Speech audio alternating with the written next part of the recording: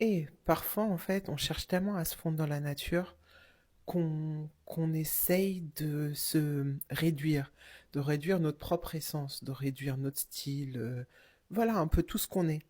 Et j'avoue, moi, je suis passée par ça, par exemple dans le monde du travail, où tu dois, voilà, enfin, où tu penses devoir remplir certains critères, ressembler à certaines personnes, ou du moins avoir un certain style, etc. Tu vois, et quand tu sors du lot déjà naturellement, bah en fait, tu te dis, il faut que je me fonde dans la masse, et tu commences à parfois t'effacer petit à petit, tu vois. Au lieu de mettre un truc d'une certaine couleur, tu vas mettre du noir, tu vas dire ça passe mieux, machin, et tout ça.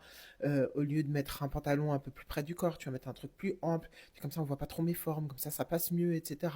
Enfin bon, en fait, tu essayes de t'assimiler malgré toi. Et laisse-moi te dire un truc, ça marche pas. C'est mort en fait, ça ne marche pas. Le seul truc que ça entraîne, c'est que toi, tu vas te sentir mal, tu vas pas te sentir toi-même, parce qu'en réalité, ben, ta plus grande force, tu vois, là où tu shines, tu brilles et tout ça, c'est quand t'es toi-même en réalité, tu vois. Quand t'as ton style, tes trucs qui font que t'es toi. Et en fait, quand tu commences à essayer de réduire tout ça, tu vas de le diminuer et tout ça, bah en fait, tu es un peu une copie de toi-même. Et du coup, quand tu es dans certaines situations où tu dois avoir de l'assurance, de la prestance, etc., bah en fait, parfois, il te manque, tu vois, cette assurance.